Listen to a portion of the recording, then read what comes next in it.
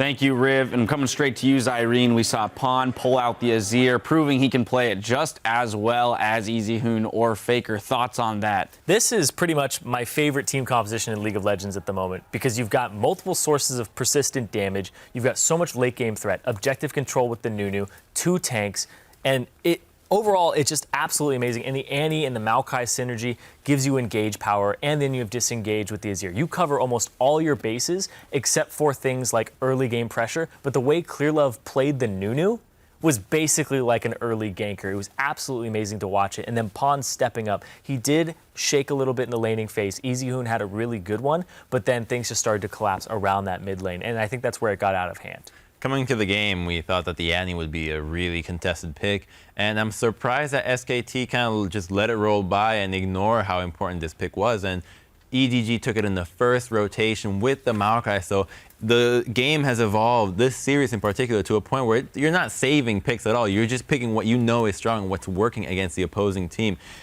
SKT now is going to have the red side for the next game, which means that they have the opportunity of either banning it if EDG chooses to pick it, or take the same risk that EDG did and pick it in their first 2 picks. Yeah, it was really strange because SKT, they need to think about their pick ban here because in game 2, they first picked Lucian Rek'Sai on the first round. Don't pick that Lucian first, pick the Annie. It's highly contested in this series, and you can see them right now going over the picks and bans.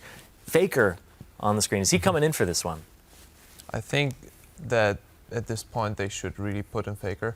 I mean, EasyHoon had a really strong performance in game 1, but I think if it's like to the last series and to the last match, and possibly you can fly out of MSI here, I think you need to put in Faker, who is undoubtedly the one that performs the best under pressure. So I hope that they put in Faker and yeah, that he shows why he is considered the god of mid lane. And he picks LeBlanc. Also that. I mean, it's hard to imagine a world in which Faker does not come in to a best-of-5 series, you know, for a championship title if they're down in that series. It would be the darkest timeline. Yeah, that's the world that it would be. Right, absolutely, right? But I do want to go back to your point about Clearlove in the early game. A lot of people throwing love out to him on Twitter. We have one tweet from @Farm8Gaming who said, Clearlove making SKT tilt. Oh my God, is this real life? I mean, he was all over the map, as you said, throughout this game. Just tilt him. Just like Kobe. Give SKT some PTSD. I like how he's putting so much pressure this entire game, but he has level 1 snowball. He's maxing consume, yet he's still going for as many ganks as you would normally if you were maxing it. Oh my God, and Clearlove is just brutal on this. I love how he smites the minion too. He's like, no. I'm gonna Gets rid of that extra auto in there. And honestly, EDG is just so good at baiting engages and doing power dives. Like, they use the pressure. And what is a big misconception when you see EDG and AHQ playstyle is that a lot of kills feature uncontrolled games. I think that is not correct. In this meta game, when you're going for the tower dives and it's like 4 versus 2, you're totally fine trading 1 for 1 if you can get the tower afterwards. And you are forcing the enemy to play your game, react to the tower dives. If they don't do it, they die. And I think this might be the kryptonite towards SKT. Has been confirmed. Faker is coming in for this 4th game. Okay. So, gentlemen, as we look towards that 4th game, what does this change here in both SKT's approach and EDG's reaction to it? It frees up a ban for SKT. They're no longer banning LeBlanc. Now EDG has to ban the LeBlanc. Yep. That's the biggest thing, to be honest. They also have this is what I was thinking throughout the tournament, is that they should play EasyHoon blue side, and then they should play Faker red side and give Faker the counter pick. And then when they're playing blue side, they get a Cassiopeia or an Azir early for EasyHoon. And it works out really well for him. But now that Faker gets the counter pick, they can rely on that mid lane. And I think if Bengi gets something that he can get it going with, it could be a game that we see. But this is the thing, is mid lane hasn't been the big problem.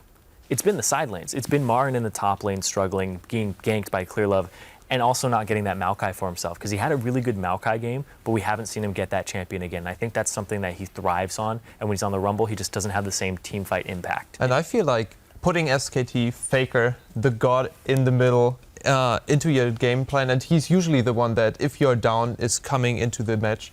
And I think this can affect greatly the mentality. Yeah. If I'm playing with a faker beside me who's like radiancing just experience and supremacy, I think that you're just playing better. Wow. Well, I think we can all agree that it's a high stakes match, but these picks have digressed from, in the beginning we thought Thresh was a top pick, even in the beginning of the tournament, a Bard, a super high skill champion, and now we've devolved into the easiest to execute pick, a Maokai, a Nunu, the Annie. These are champions that are really hard to mess up on. So these guys are just picking what is safe and what works very well. I want to see more of that style of pick. Stay away from the Thresh. Whoever wants to pick it, go with the Alistar, go with the Janna, just something that is easier to execute, and particularly the Maokai, just because of how good he is right now. Now, we've talked a lot about how putting Faker into the mid lane means that Bengi pays a lot of attention to it. They want to get him rolling. So it actually seems counterintuitive to me, to your point, Zyrene, if the side lanes are the problem, to put the guy in the mid lane who you normally want to focus on and leave the side lanes to fend for themselves. Yeah, I don't know. Maybe Faker will get solo kills. Maybe he'll get some attention, then snowball it from there so you don't have to pay attention to that lane anymore. Well, I want to work on that point as well, though. In the first game, Pawn showed a lot of vulnerability to the early pressure, particularly the Gragas gank worked, which should not have, and then eventually a big lead was built up in that mid lane. I think that's what they're going for with bringing in Faker for this time around. A little bit more pressure means that Faker can snowball hard enough to shut down Pawn. And maybe he's also the one starting the rotations, because what I think is SKT is a little bit resting on the laning phase for too long when they should really be roaming out. And I think SKT, when they have a mid lane pressure from Faker like this, he can easily roam together with Bengi into the enemy jungle, putting the wards down and denying the tower dives, which are so eminent if you play against EDG. And they just strive on those tower dive, pressure for pressure play. So if you can actually shut that down with early wards and then play your game, I think SKT can come back here. And that's the thing, is the side lanes have been suffering, but like you said, if Faker is going to start roaming, which EasyHoon doesn't do a whole lot of roaming, right? He prioritizes CS above everything else. That could be what opens up the map for them if Bengi and Faker make a roaming squad. Lastly, we've talked a lot about EDG accelerating the pace of the game here after game one, really forcing SKT to play on their pace, on their style. How does SKT get back to that more consistent, stabilized gameplay that is around rotations and objectives and farming up and picking the correct fights? I think you just boil it down to the pick. The composition that you have dictates how you want to play the game. Some comps are better at sieging, some are better at team fighting. And one of the best comps I saw from SKT this tournament was the first game against Fnatic, that Ezreal mid lane. A really high skill for Faker so that he can outplay the mid lane or get a big advantage there. Help the side lanes out with the True Shot Barrage. We've seen him, actually, he's so good that he helps his other lanes without even moving. I want to see that kind of composition from them. They do have the last pick. It's a little bit of a telltale if we see an early Corki pick from SKT, but I think that's their best shot. All right, well, a lot to mull over there. We're going to step away while the teams craft their strategies for Game 4. But first, we want to check in on another Coca-Cola viewing party. Don't worry, Seth King, I got you covered on this one. This one is taking place in San Francisco. Ooh, Achilleos cast. I know that guy. You do know him? Yeah, he's a caster that works in the amateur scene. All right, well, there really, you have really it. Nice guy. Hit me up. Wanted some love from San Francisco. They're going plenty crazy, so they deserve it. Well, keep it tuned right here. The midseason invitational continues with Game 4 between Edward Gaming and SKT in just 3.5.